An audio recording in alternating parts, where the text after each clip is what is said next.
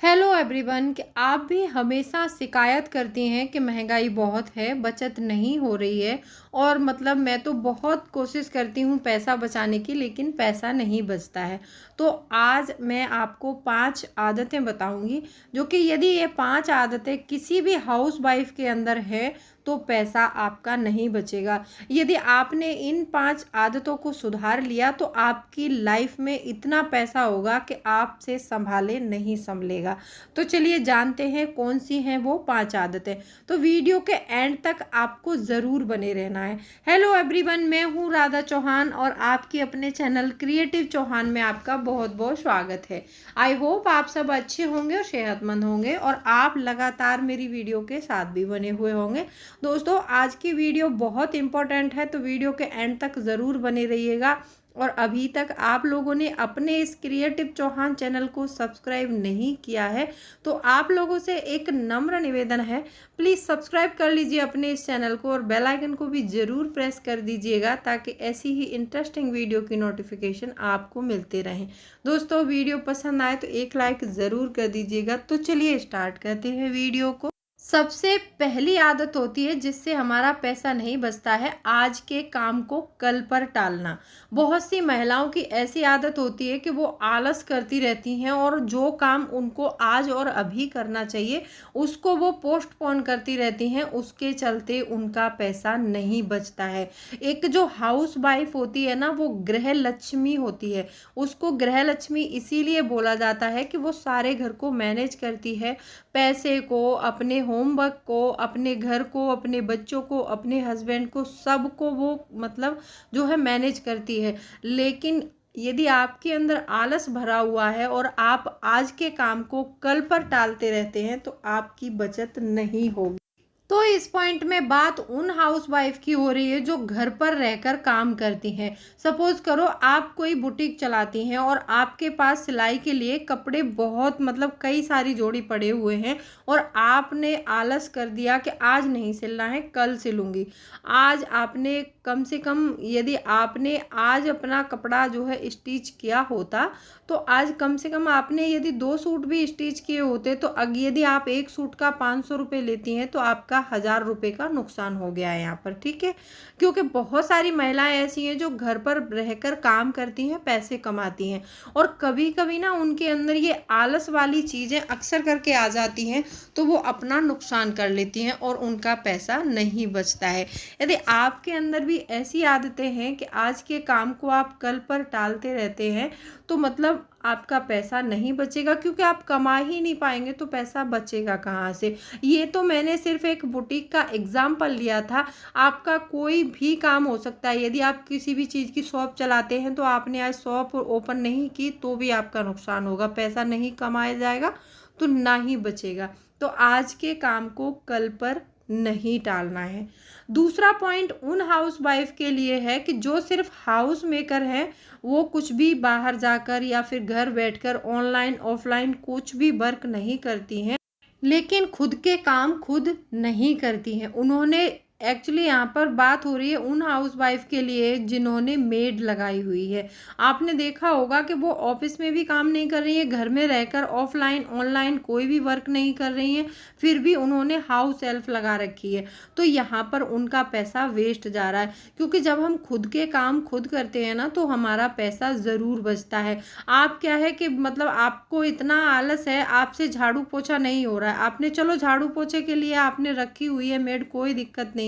यहाँ तक कि कुछ लोगों को मैंने देखा है सिर्फ हाउस वाइफ हैं, बाहर जाके कोई काम नहीं कर रही हैं, लेकिन खाना बनाने तक के लिए उनके घर में मेड आती है। तो ये गलत बात है। आप जो खाना बनाने वाली है उसको अलग पेमेंट दे रहे हैं, आप जो झाड़ू बर्तन वाली है उसको अलग पेमेंट दे रहे हैं, तो आपकी 2 पेमेंट तो उसमें जा रही है। तो आप पैसा कहाँ से बचा सकते हैं? यहाँ पर आपको क्या करना है, अपने खुद के काम खुद ही करने हैं। आपको हर छोटे काम के लिए किसी किसी और के ऊपर डिपेंड नहीं होना है। और आज के समय में आपको पता है कि फ्री में आपका कोई भी काम नहीं करता है। यदि आप भी हाउस वाइफ हैं, बाहर जाकर जॉब नहीं कर रही हैं, घर से भी कोई वर्क नहीं कर रही हैं, पैसे कोई कमा नहीं रही हो, तो कम से कम अपने घर के काम तो खुद करो जिससे आपका पैसा बचे। तो अगर आप भी ऐसा करती हैं कि आपने भी हाउस हेल्प लगाई हुई है, तो आप पैसे को बचाइए और उसको आज से ही हटाइए।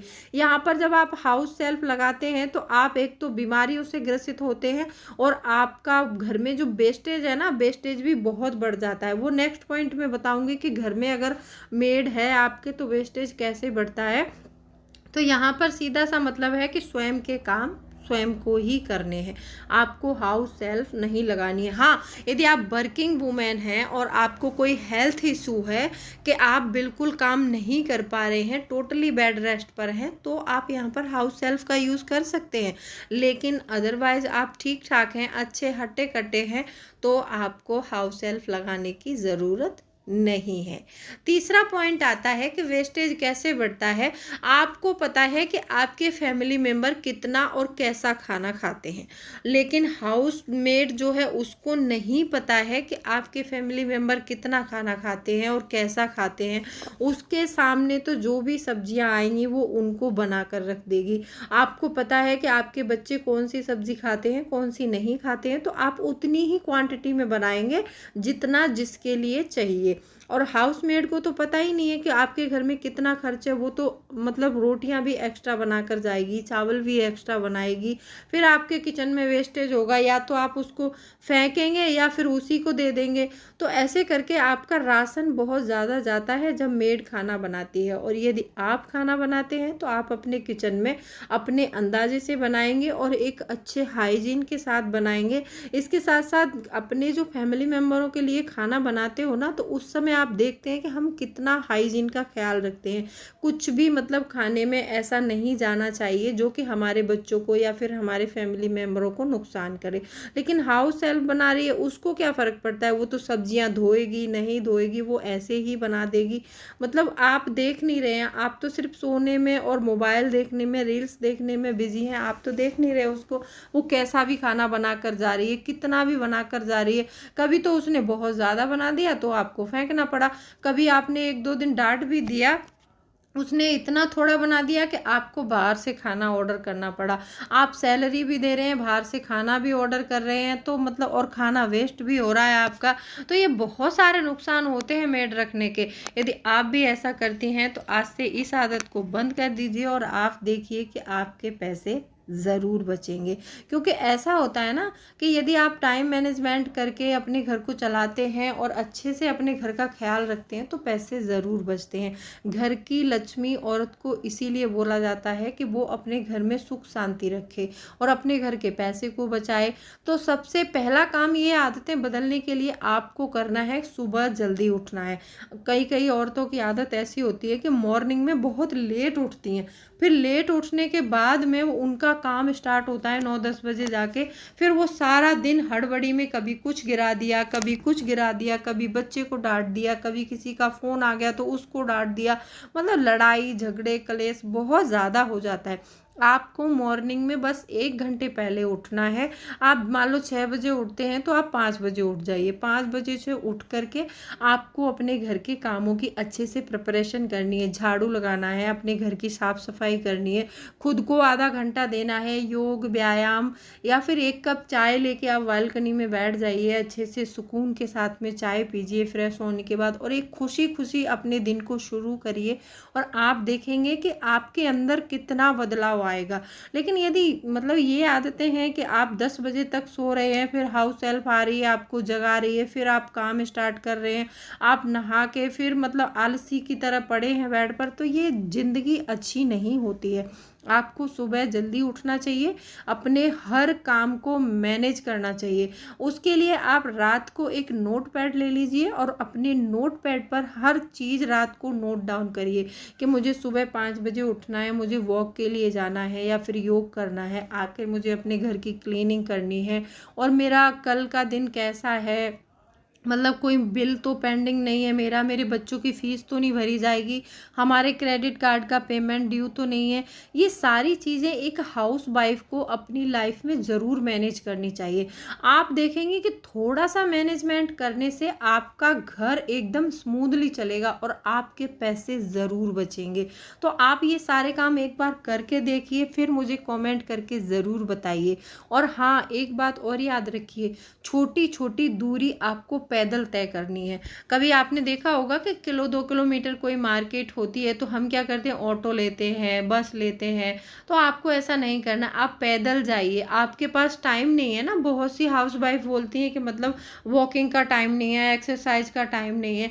तो आप ऐसे में अपनी वॉक और एक्सरसाइज कर सकते हैं। जैसे मान लो आपका घर 3rd फ्लोर पर है तो आप नीचे 1-2 बार जीने से उतर कर जाइए किसी सामान के लिए, तो आपकी आधी मतलब एक्सरसाइज यही हो जाती है। आप छोटी-छोटी दूरी तय कर रहे हैं, उसके लिए भी आप ऑटो का किराया दे रहे हैं, बस का किराया दे रहे हैं, वो छोटी-छोटी दूरी पैदल तय करिए तो आपका स्वास्थ्य भी अच्छा रहेगा और यहाँ पर आपकी बचत भी होगी। और कपड़े-कुपड़े खरीदना ये बहुत मतलब मेरे हिसाब से तो गलत बात है।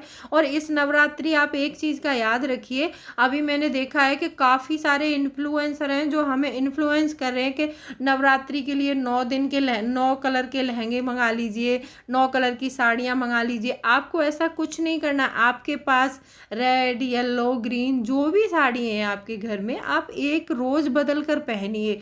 ज़रूरी नहीं है कि आप कलर कॉम्बिनेशन 9 दिन के लिए 9 ड्रेस खरीदो। ऑनलाइन बहुत देखा होगा, वो तो सिर्फ आपको सजेस्ट करते हैं, आपको इन्फ्लुएंस करते हैं, आपका पैसा निकलवाना चाहते हैं।